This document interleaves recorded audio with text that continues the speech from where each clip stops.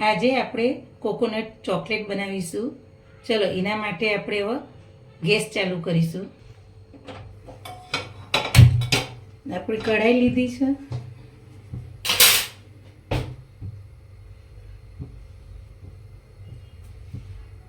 એક વાટકી આપણે દૂધ લીધું। આપણે જે વાટકીના માપથી દૂધ લીધું છે એ માપથી જ આપણે બધું લેવાનું।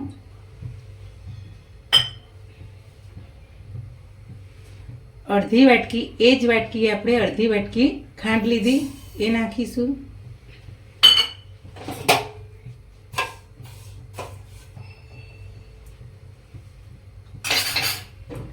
ટોપરાની છીણ આપણે 1.5 વાટકી લેવાની છે લીધી આપણે, એક આખી અને એક આ અડધી।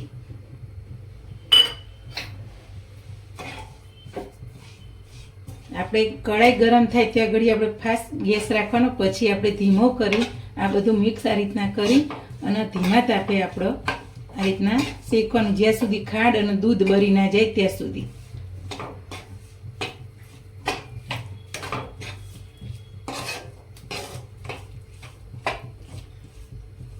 હવે આપણી કઢાઈ ગરમ થઈ ગઈ, આપણે ગેસ ધીમો થોડો કરી દઈશું।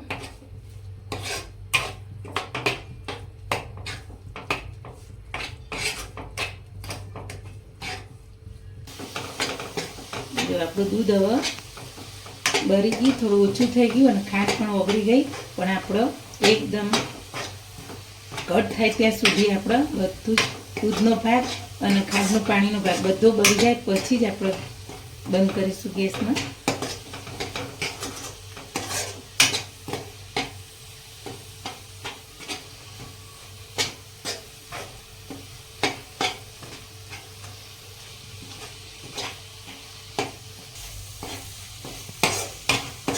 જો આપણે 2 મિનિટ આ રીતના શેકવું પડશે।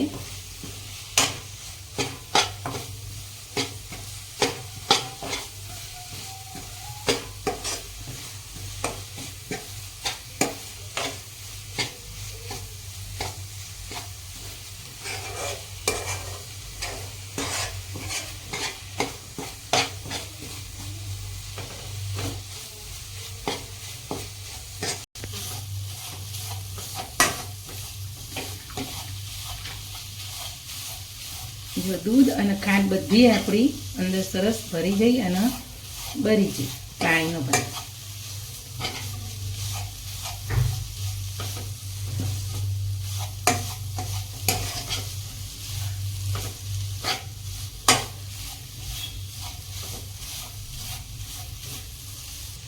હવે આપણે ગેસ બંધ કરી દઈશું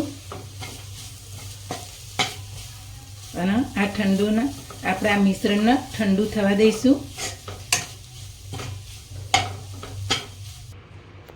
હવે આપણો માવો ઠંડો થઈ ગયો। હવે એમાંથી આપણે તમારે જેવી ચોકલેટ બનાવી હોય એ રીતના આપણે બનાવી દઈએ।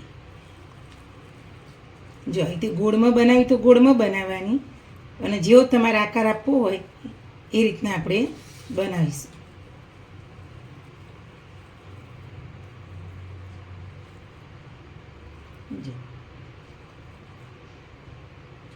હવે અહીંથી આપણે એક ડીશ લીધી છે, એમાં આપણે બટર પેપર લીધું, એમાં આ રીતના મૂકીશું।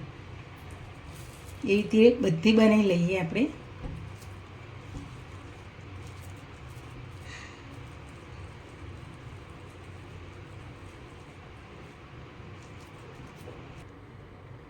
જો એક આવી ગોળવાળી, એક આવી વારીશું આપણે। તમારે જેવો શેપ આપવો હોય એ રીતના આપણે આપી શકીએ। હવે જો આપણે ચોકલેટનો શેપ આપી દીધો કોકોનટનો। હવે એને આપણે જો બહાર રાખવું હોય તો કલાક બહાર રાખવાનું, અને ફ્રીજમાં રાખવું તો અડધો કલાક, એટલે આપણે ફ્રીજમાં રાખીશું અડધો કલાક। ચલો, મેં એક આખી ડાર્ક ચોકલેટ લીધી છે। આપણે ટોપરાના કોકોનટનો ચોકલેટ તૈયાર થાય ફ્રીજમાં ત્યાં સુધી આપણે આના ટુકડા કરી અને ઓગાળી લઈએ।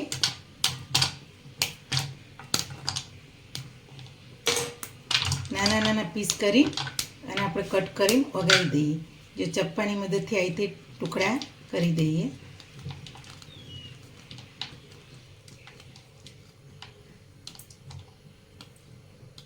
આપણે એક બાજુ ગરમ પાણી કરવા મૂક્યું છે એની અંદર આપણે આ કટોરો મૂકીને પછી ચોકલેટ વઘારીશું.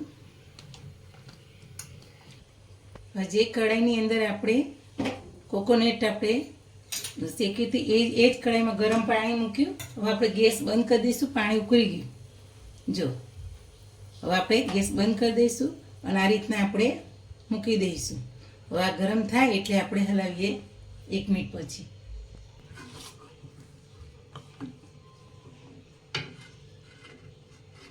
જો આ રીતના આપણે ગરમ થાય એટલે ચમચીની મદદથી આવી રીતે વચ્ચે વચ્ચે હલાવતા રહીશું એટલે ચોકલેટ આપણી ઓગળી જાય. અને પાણી ઓછું રાખવાનું કે મેં અંદર આવી ના જાય એ જોવાનું આપણે ખાસ ધ્યાન રાખવાનું.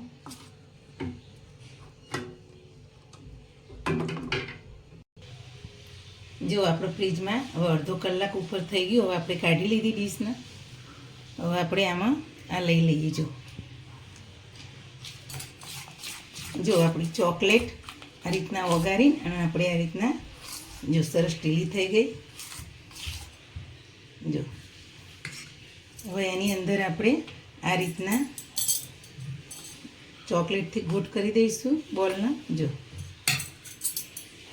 અને પછી આ રીતે કાંટાવાળી ચમચીની મદદથી આપણે આ રીતના વધારાની ચોકલેટ આપણે આ રીતના ચમચીમાં નેતરી લઈશું. જો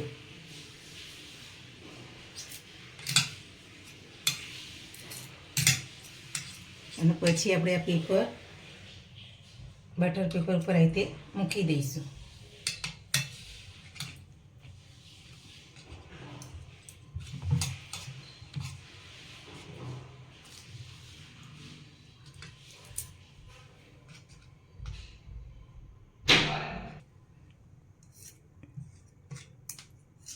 જો આપણે વધારાની ચોકલેટ નીચેથી કાઢી અને એક એક બોલ આ રીતના મૂકી દઈશું. હવે આપણે ચોકલેટ આ રીતના બધી કોટ કરી લીધી. હવે આપણે ફ્રીઝરમાં મૂકીશું 2 કલાક માટે. હવે આપણે ચોકલેટનો કલાક થઈ ગયો. આપણી કોકોનટ ચોકલેટ તૈયાર થઈ ગઈ. હવે આપણે એના ડીશમાં કાઢી દઈશું આ રીતના. જો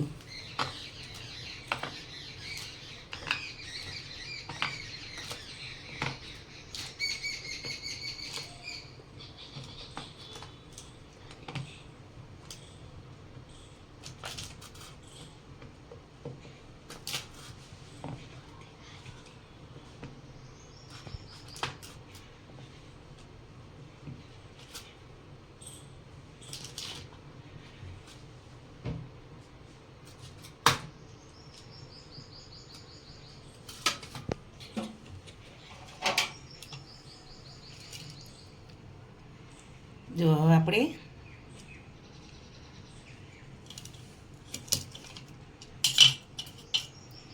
આપણે કોકોનટ ચોકલેટ આપણી સરસ તૈયાર થઈ ગઈ. આપણી કોકોનટ ચોકલેટ તૈયાર થઈ ગઈ. મારી આવી અવારનવાર નવી નવી વાનગી જોવા માટે મારી ચેનલને શેર કરજો, સબસ્ક્રાઈબ કરજો અને લાઈક કરજો.